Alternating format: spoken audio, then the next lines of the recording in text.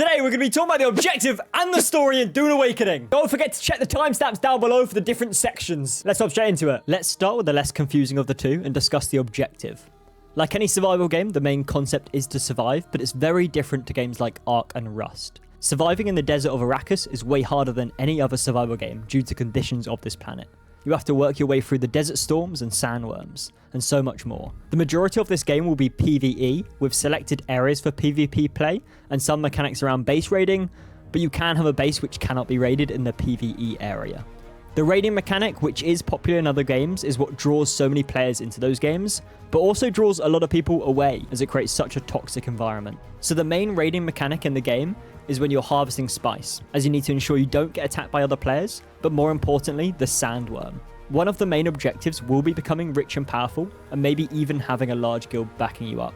You will meet two factions when you arrive on Arrakis, House Atreides and House Harkonnen. They are at war, and as they call it, a war of assassins. You can pick which side you want to join and help out. You will get to do missions and contracts for your selected side, and take a position of power. You can also change house if you do decide later you want to mix it up. You also don't have to pick a side, but you will miss out on exclusive gear depending on the house you pick. You've been sent to Arrakis as a prisoner of war, and your mission is to find the Fremen who are missing. For those who have not read the book or seen the films, I do definitely recommend you see at least the films if you're not into books, as the story is incredible. The Fremen are the people who live on Arrakis. They are the desert people, and House Atreides and House Harkonnen have come to this planet to harvest the spice, as the Emperor has ordered, as it is used to make intergalactic space travel work. In the source material, House Harkonnen want to wipe out the Fremen, and House Atreides want to make a deal with them that they will not intrude in their land if they let them harvest spice peacefully. There will be a backbone story you can follow, and it will be more significant than most survival games, but can be ignored if you aren't interested in that. Touching on the objective of survival, you'll want to build a base. This can be made with friends if you're in a guild. You can explore social hubs for trading and other activities. The deep desert for dungeons and spice harvesting, which will also be procedurally generated every week as it resets. Both the deep desert and the social hubs require you to build an ornithopter to travel there, so that should be a key objective for most players. Other than that, there will be the Landsraad, which will create server rules depending on if your faction wins for that week. If you are interested in any of these topics in more detail, check the description below as I have videos on each of these different topics. The story. This may get a little confusing for those who are coming to this game without any prior knowledge to Dune, as I won't be going through the whole story, but how it differs from the original.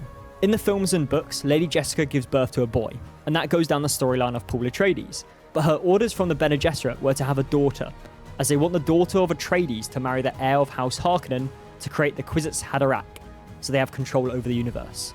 This is what happens in the game, so Lady Jessica abides by the Bene Gesserit and gives birth to a daughter. But Duke Leto was still training this force of elite fighters, which made the Emperor jealous, which is why he made a deal with the Harkonnens to attack when Atreides claimed the planet of Arrakis.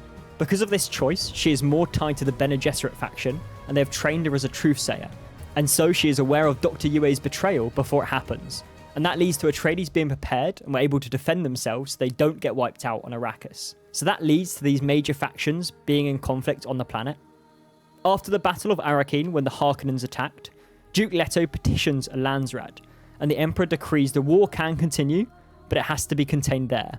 But he also decrees spice must flow freely, so he sends a Sardaukar to police the spice harvesting operations, so spice still flows out of Arrakis and into the Imperium, as it's such an important resource. Due to this change, it does mean you'll get to meet characters in the game that have maybe died in the film/book. Just because Paul doesn't exist, a lot of the factions are still trying to achieve the same goals, but maybe in a slightly different way, as they don't have to account for Paul Atreides now. We are unsure on the story going further, as little is known, but the Fremen are missing, like I said earlier, and the Imperial propaganda will say they have been exterminated, but we have our doubts.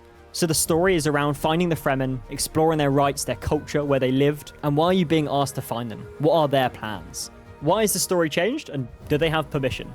Paul Atreides casts a shadow over everything, as he is so important, so they want to make players join the world and feel important rather than just joining Paul Atreides' team, which is why they've gone for this different route. They took the source material as the starting point, and then they made the most logical decisions due to the alternate history that they've changed. They want to make sure they preserve the legacy, so they don't step on the amazing story which has already been created. They have partners at Legendary and the Herbert Estate, who can keep them grounded and keep them in line with what they should be doing. They also run a lot of stuff by them for fact-checking. They mentioned they have a 10,000 word timeline document which has been shared with the Herbert Estate to get approved. So yes, they do have permission, and they have connections in the right places, which is always nice to hear. Stay tuned as I have videos releasing every few days on everything we know so far with Dune. If you are interested in joining a Dune Guild and being part of some YouTube videos, there is a link in the Discord in the description. Thanks so much for watching, guys, and peace.